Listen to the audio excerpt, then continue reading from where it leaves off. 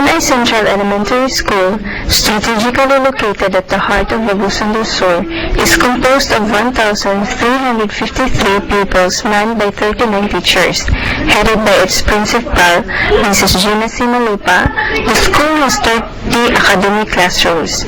It is a recipient of the Pagtuon Anang Samasamad na Kaugmaon Project, or Study for the Brighter Future, a banner program of the provincial administration in line with its strategic thrust of providing quality education to its people.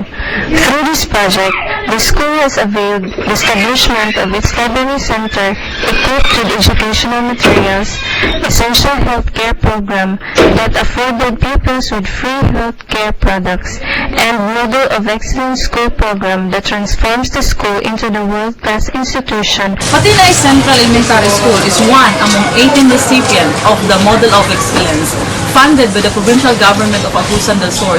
The school continually caters to the various needs of the pupils through the joint efforts of the different stakeholders, the local government unit, school administrators, educators, and parents.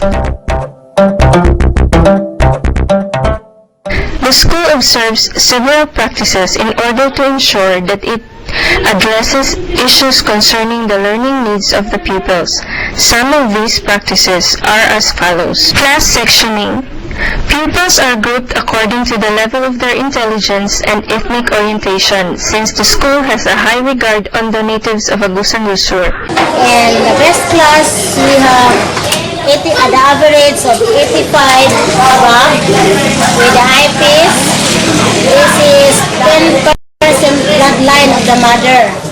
In the other section, the regular class, it is the extra pupils of the 2 grades because we have to consider the number of pupils. Curriculum and instruction. Curriculum and instruction across these sections are almost the same except for the best class. For best class, their average should be above 85%. And aside from their average, they should undergo entrance test for the 3 subject areas, namely mathematics, English, and then there should be a maximum of 45 pupils per class and a minimum of 40. For best class, they have advanced subject, which is elementary algebra for grade 6, general science for grade 5, and technical writing and journalism for grade 4. Considering enrichment of pupils' learning experiences, pupils are exposed to advanced and co-curricular activities in different teaching strategies such as cooperative and experimental learning. Department of Education Order Number 41, Series of 2011 provides that class size should not exceed 40 pupils in the lower grade and 60 pupils in the upper grade. However, due to classroom shortage, the ideal class size isn't followed. Mostly sa akong mga bata na 68 pupils, 33 males and 35 girls. Dominant ang presensya sa akong mga lumating mga bata.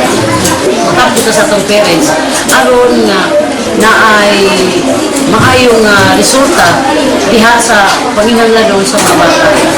Tungod sa kaguot sa room, ang dili kalendar nako, kinsa katong bata nga duol niya ng portion, siya ang naka-in-charge niya na. Kaya usa pa man paglibot-libot, usa pag adto nga tungod sa di wala na dala, wala na agianan ng mga mapuanan sa kadagan sa bata. Kato pong among attendance corner, kato pong bata nga dool dito, siya na po ang naka-in-charge dito sa pagtanaw kung pila ang present o pila ang absent. In-charge sa akong mini library, dili nga nagibata nga interest dito aron sa pagtanaw sa hinlo labi na sa pag-arin sa libro. Motivation. The school has its own initiatives to motivate pupils in terms of behavior and language, such as Star Pupil of the Week. Ano yung ginagawa mo bilang Star Pupil of the Week?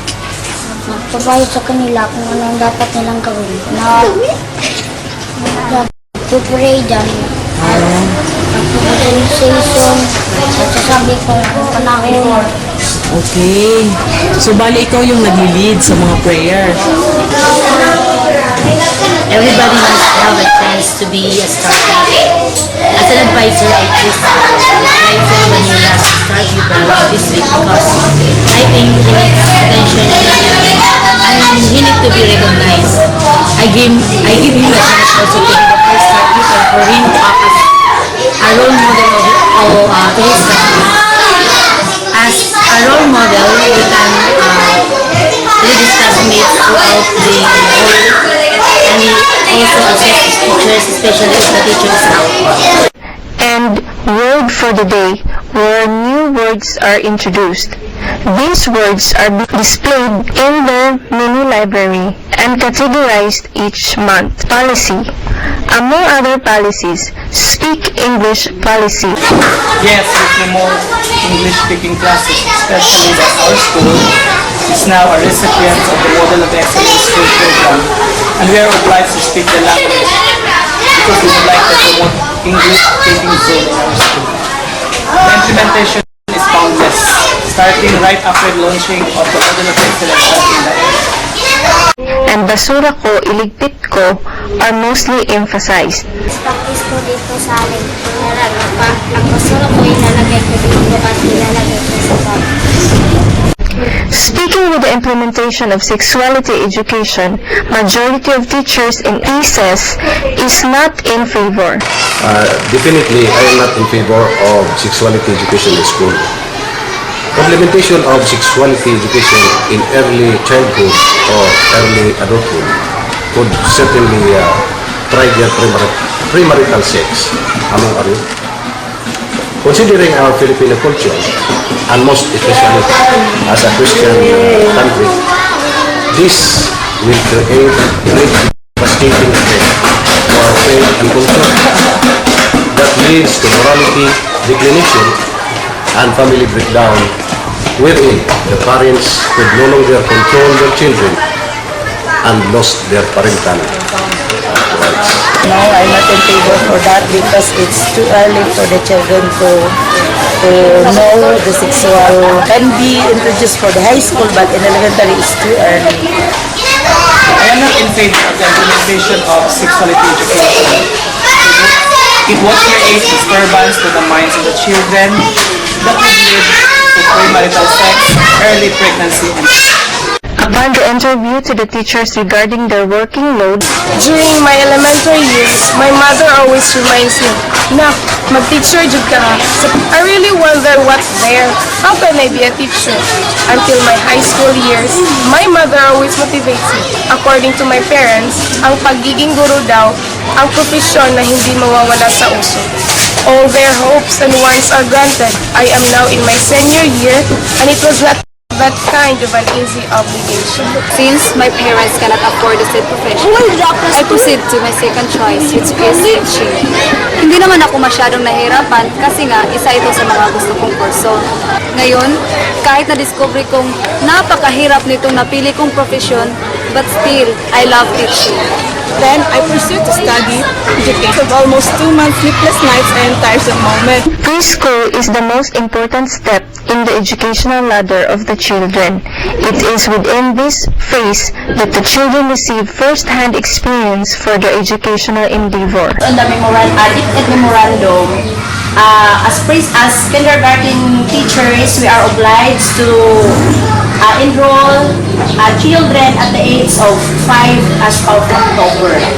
Preschoolers will be fun in playing. So they do not have, wala silang katakot-takot sa pagbabalik-balik sa paaralan kasi naglalaro-laro naman lang kami. Last June, nakita ko sa mga bata na parang natakot sila at the first day in school. Masayahin na sila. Wala na ang takot sa kanilang isip dahil as kindergarten teacher, we should see to it that our room is conducive for learning. Kasi yung mga bata, gusto nila na makita nila na mas maganda pa yung classroom sa kindergarten kaysa kanilang bahay.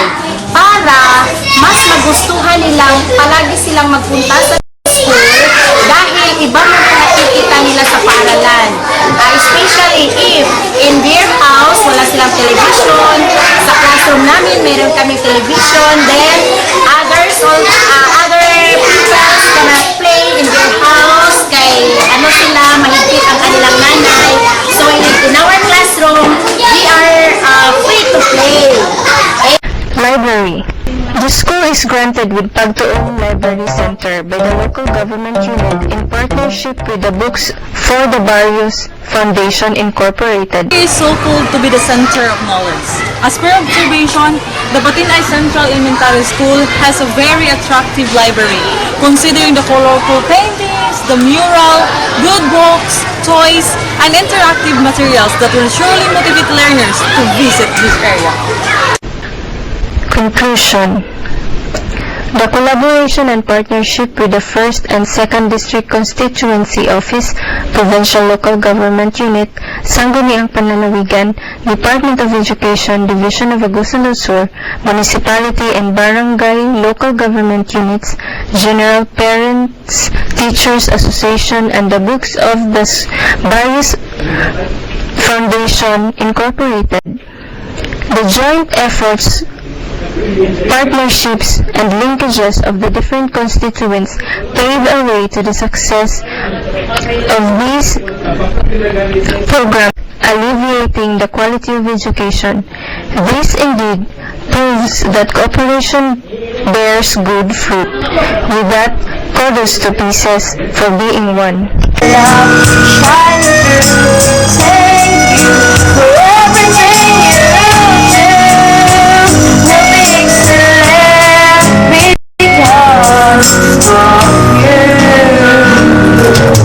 you.